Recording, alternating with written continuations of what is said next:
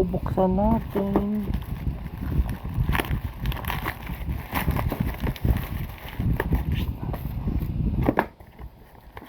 Tester analog.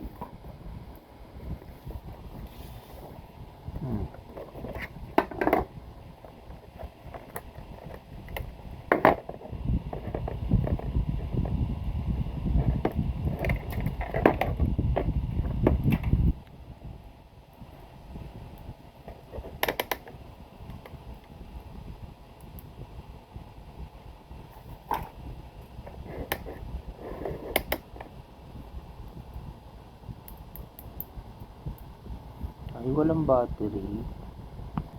Walang battery.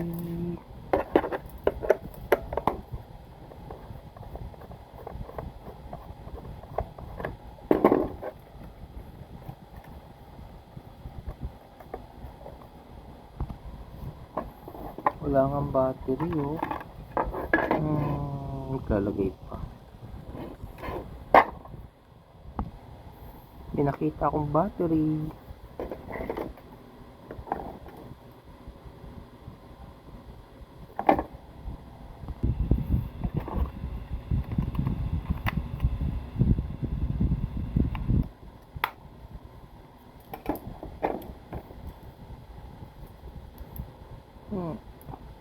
Ayos na.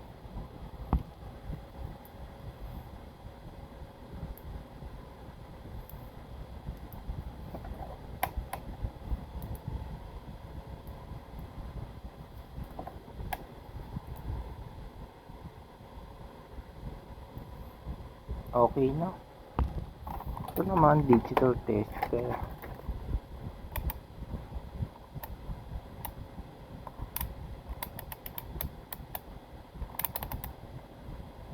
Tingin tayo. Marumi lang.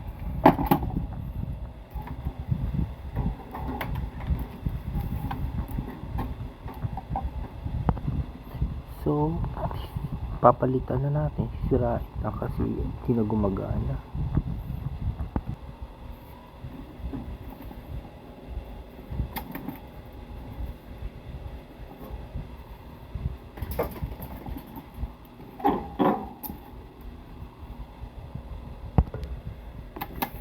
Marumi lang. Ano to? Old model eh.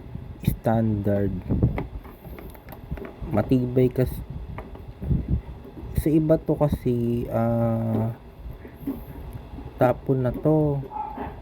Pero sayang kasi, alam mo bakit? Yung mga ganitong klase matitibay. Hindi siya katulad ng mga ngayon. Mura siya pero madaling masira. Ito kasi matibay kasi to, pati matagal to masira. Hindi basta to na matagal to masira. Nasira to matagal. Kaya ako sinasabi matibay to. Tignan nyo yung motor, oh. Malaki.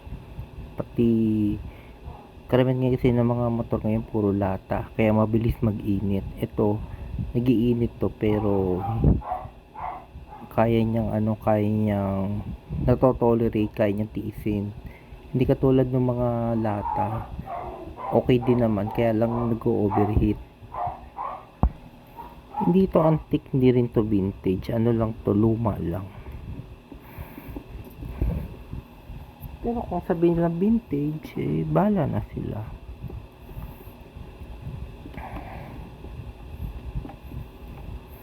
Gusto ko yung luma kasi matibay. Ayun, sasabi nila malakas sa kuryente. Malakas sa kuryente, oo. Pero kahit sulit siya kasi malakas ang hangin. Ang katumbas kasi ngayon nito, yung mga industrial fan na electric fan.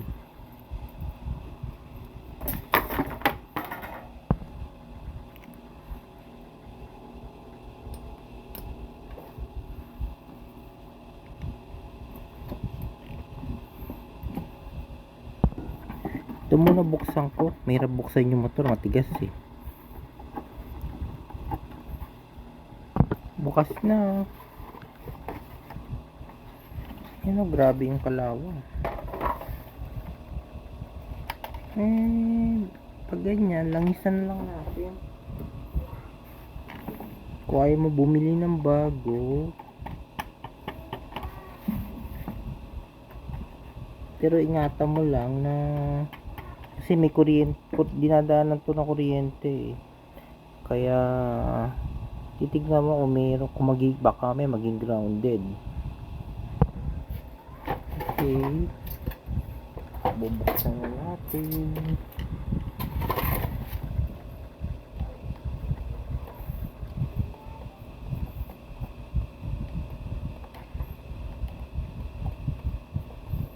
Marami lang siya, pero pag naayos to, sulit.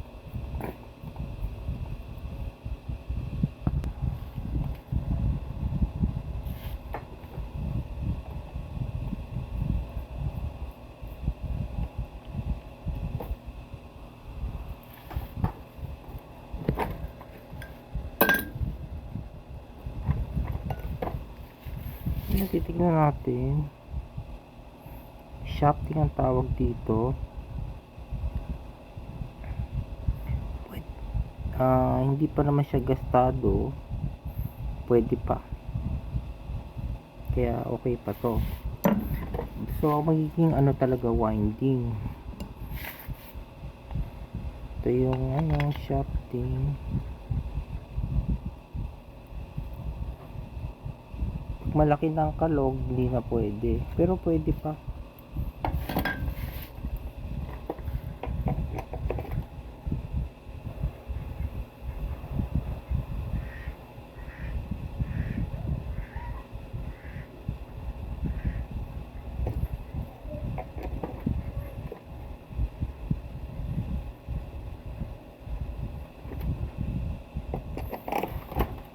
Yan na pwede pa naman. May coating pero pwede pa.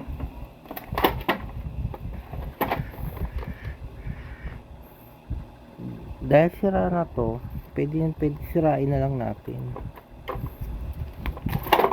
Yan. Ngayon, paano natin tatanggalin to? So, tutulak natin palabas. Dahil wala yung sangkalang ko, hindi ko makita, tulak ko na lang.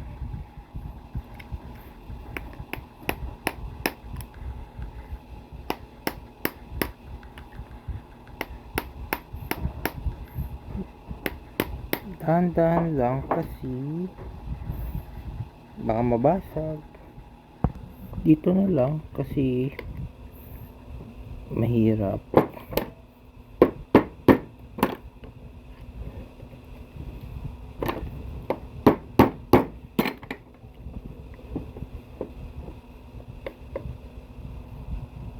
So nakita mo lumalabas na.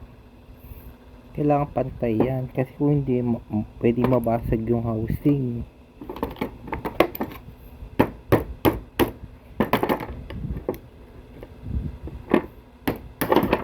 Ayan, lumabas na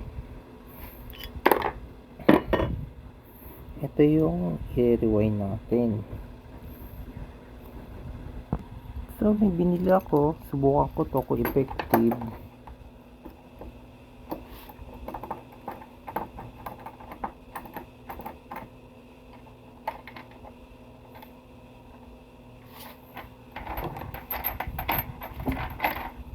So hindi kaya kasi masyado malaki. Kasi ito lang to, maliit eh. Subukan ulit natin.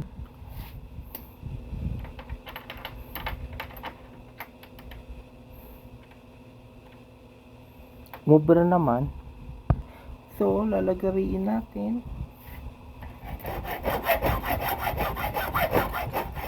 Tatanggalin yung lumang winding. Hindi kaya, natatanggal. Pero meron pa akong isa pa. Ito na lang, mas malaki to. Sigurado.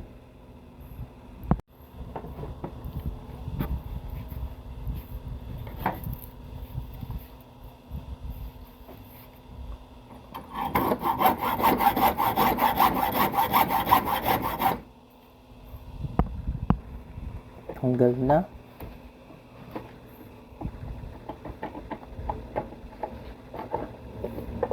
Ngayon, ilalabas natin siya. Paano yun? Papakita ko. Nakita kong gamit.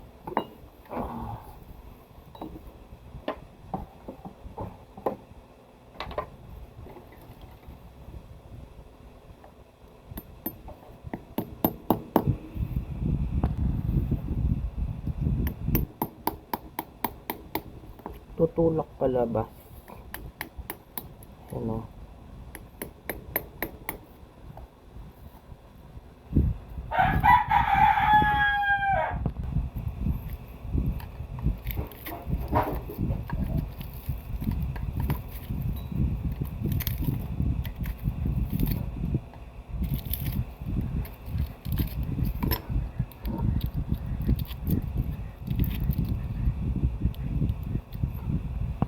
Yan, okay na. Ngayon, pag may mga matutulis, ayusin na lang. Hindi kasi pwede to eh. Pag mga ayusin na lang. Yung titignan mo kung kung may tumatama, kailangan wala. Pag meron, hindi pwede.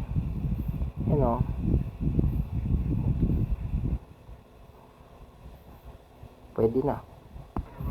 Ngayon, lalagyan mo to ng papel para insulation. Ito yun, ang tawag dito, piece paper.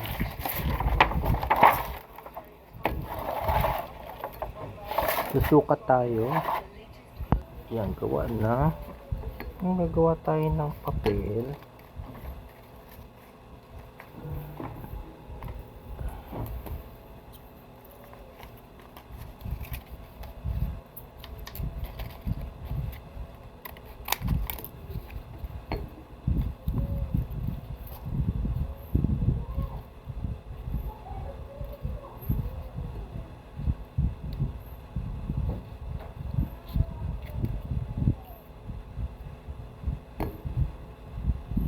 Masyado malaki litan natin para makatipid.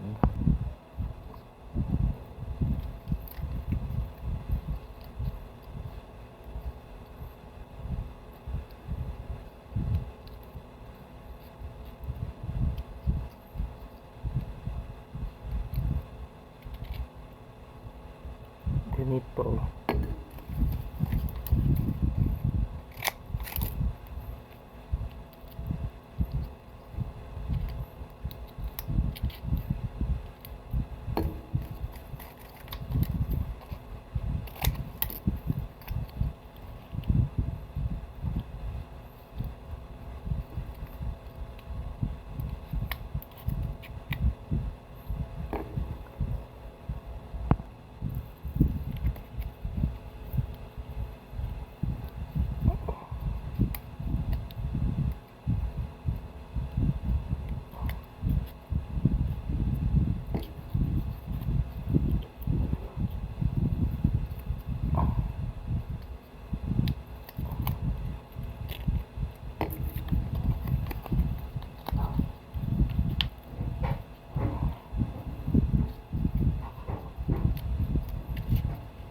Yan, buo na. Ngayon, lalagyan natin ng winding.